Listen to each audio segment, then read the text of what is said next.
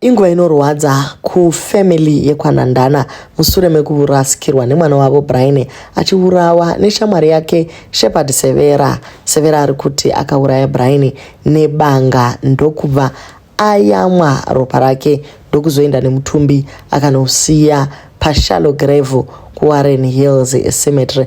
Welcome back to the channel. Please don't forget to like and subscribe. Kochiko ndezvekuromba here. So guys, musi wa19 May pakabuda a missing person report vachitsvaka mukomana anonzi Brian Nhandana anoita zvekudriver, akapfeka black sweatpants and a black polo neck. Zvazoita kuti paite heightened search yemukomana, so azowanikwa akashayika uye shamwari yake ndiyo yalida mapurisa kuenda kune mutumbi wake. Press statement yaburitswa namapurisa yakonfirma the arrest of Shepherd Severa in connection nenyaya yakaitika iyi. Kuri kunze mota yaBrian Toyota Aqua yakawanikwa iri kuWarren Hills musi wa19 May around 400 hours. Kuri kutaurwa zvakare kuti mukomana ndiye akazozvikonfesera oga akati akacheka nebanga. The suspect led the police kuenda ikoko kuWarren Hills Cemetery kwazonotorwa mutumbi uchionekwa kuti chokwadi wakachekwa upahuro uye nekusure kwemusoro kune rimwe scar. Mukomana mebanga asina kumbozvitarisira achibva angobhagadurwa asina kumbosuspecta kuti shamwari yake ingamudaro. There are so many pictures that they took together. Pane imwe video yavaitotamba nziyo yaJapreza vari vese zvakare, oshaya kuti ko shamwari wacho wamboita sei. Mukomana anenge akaita zvemarituals here, akanzi tora munhu waunodisisa paushamwari wenyu tikupinze madhiri emari. Unotoshaya kuti chii, ijealous here. Mukomana igraduate yekusolusi nemhuri yekuSDA varwadzwa zvikuru vakati such a young man. Mukomana akagraduate recently ko zvafambawo sei. Mama Mini Valoyi navo vabatikana nenyaya iyi ndobva vanyaradzana nefamily vati ivo I don't know him but Brian's ending is a sad story nematambudziko to the family and everyone who knew him for their loss. What a young life gone just like that. Kwakana vanhu vacho vachida mari, why not take the money and leave the person alive? Asi ndezvemaritual kani taizvinzwira kune dzimwe nyika kuti munhu anourayiwa kunge huku kudaro. What has happened to our society, Naomi? We used to be a society that cared and took care of each other. What is happening now? Ko vanhu vacho vari kupedza vanhu vachiuraya zvinorwadza kudai vachabatwa here? I will celebrate and thank God the day they are brought to book. This only makes me sad but helpless too. Angari mwana, mukoma, muzukuru, shamwari yeumwe munhu and he's gone just like that because someone decided kumuuraya, and only God knows the pain he went through asati afa. I can only imagine.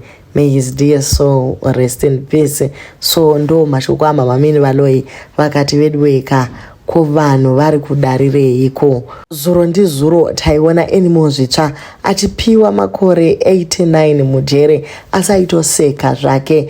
Why are we wasting the taxpayers money feeding vanhu vari inhuman vakadai? So havafaniri kutonzi vanhu. Ko unouraya shamwari yako wopedza wosveta ropa rake kuti zviite seiko? Bedwe mutongo wekuuraya ngaudzoke zvawo. Tanyanyisa mhondi nema-armed robbers. High time the law should take drastic measures towards such issues. Human life yakakosha bedwe. Mama mai mukanya chanetsa iko zvino vanhu havachatye kuuraya because mutemo wenyika wareruka. Zvasiyana nenguva iya yakare mutemo wenyika waive wakasunga. Taiva nediscipline senyika. Kuonekwa une banga muhomwe waitosungwa, rekeni chaidzo dzaisungisa, and vanhu vaipara mhosva vaisungwa vachinoripira mhosva dzavo kwete zvekutamba. Waiti ukanzwa kukanzi aendeswa kuchawagona hapana, mozwa kuti ari kudzoka ava muparidzi. Zvino iko zvino chikurubhi yangofanana nekuenda kuholiday. Chero tikaona mota yepolisi hatichavhunduke. Kare waiti ukanzwa Santana ichiuya waifanofenta isati yasvika.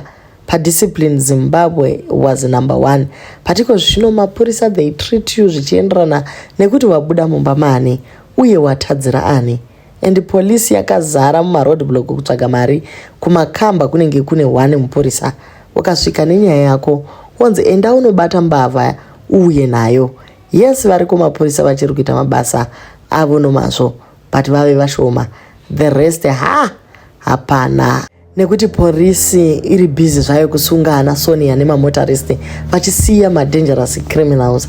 Mabhoreni yakaita tera yemarobberies and rape. Nanhasi hakuna kana akabatwa.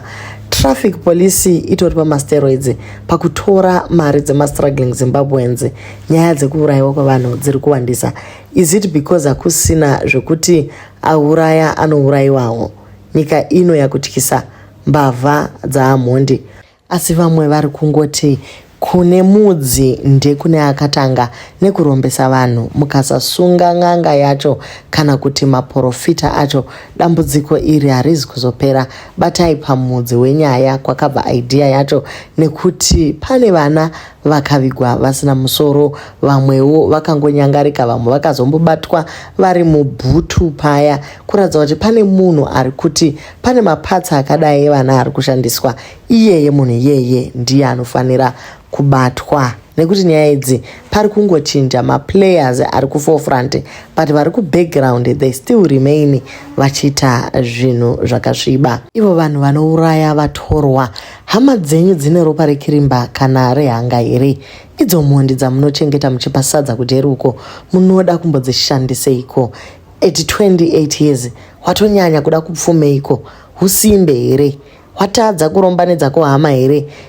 Idzo hama dzacho ndidzinodawo kuurawa. Kana kunzi wapromiswa mari kwacho zvekusvika pakunwa ropa. On top of that, rashamwari yako anoda kunyatsobvunzisiswa munhu iyeye. Kanogona kasiri kekutotanga, ane kauvempaya kainako. Ndosaka kuchinzi kana Judas chaiye waisekerera, ivavo vauri kuti ndo vari close, ndo vanhu vari kukugaira hora. So pane vanyora ivo vakati, I'm thinking about the moment Brian realized his friend had turned against him. What went through his mind? I'm thinking he must have tried to plead with his friend, achikumbira ruregerero. Mukoma musadaro, musandiuraye. Boy Ray King maybe even tried hard to escape, sekuti mapurisa ari kuti Brian had an injury on the back yemusoro. Maybe akatorohwa akadona pasi. I'm thinking Brian akatarisa shamwari yake kuti ko nhai wandifungirei. The close friend maybe akatoenda kumaprofita, kun'anga or any cult, and was told aiwa pakutoda ropa raBrian, kana wamuuraya muswete ropa rake. Then the close friend was like, yeah, give me a couple of days. In those couple of days akabva atanga kutofunga kuti ndingamuita sei Brian kuti abude neni. Knowing Brian trusted him, he would use that to his evil advantage. Maybe vakataura paWhatsApp vakati mudhara madi ngatisanganei mumastreets timborova chiraundi, kune kadhiri kamuka, like normal people, but the close friend anga atova nemabad intentions ndiye aitomanya chidhiri ichi. This story is scary, the awful reality of how desperately wicked the human heart can be. There's no bus stop to evil. Once you give yourself away and sell yourself to the devil, only hell is the limit. We can avoid some people as much as we can, but that close ally, iyeye wacho, Mwari ndo vanoziva zvavo. It's an awful story, painful indeed. Maybe we will understand it by and by. Imikani tinovimba naMwari chete, nekuti ukavimba nomunhu, munhu wacho anenge achitokufungirawo zveumhondi izvozvi. Vaipindawo naye chechi vati ivo, so he was not even rich but very dedicated.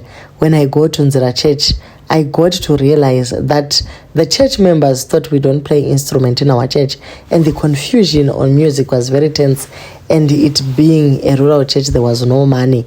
Called Nandana, told him the setup and situation, and he said, "Ndrikuya baba."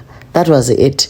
He came at his own expense, and that humbled me. In this era where a preacher needs money as torina semoni yacho, kamfiro aka akana kujairika aka kanoda kuti tifambe macomrades, kanoda kufambirwa aka. Ngatifambei macomrades, ngatifambei tiende kuna Jesu ndiye gane minduro. Kamufiro aka kana tikasafamba kuenda kuna Jesu hatisari takanaka, tinogona kuita zvimwe. Ngatifambei. tiende kuna Jesu.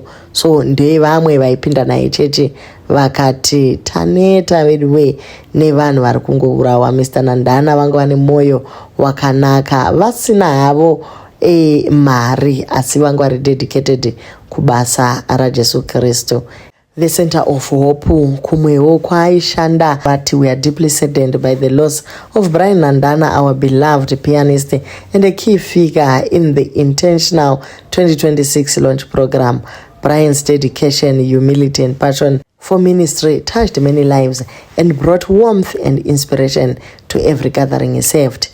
Through his gift of music and unwavering commitment, he helped create moments of worship, hope and unity that will never be forgotten.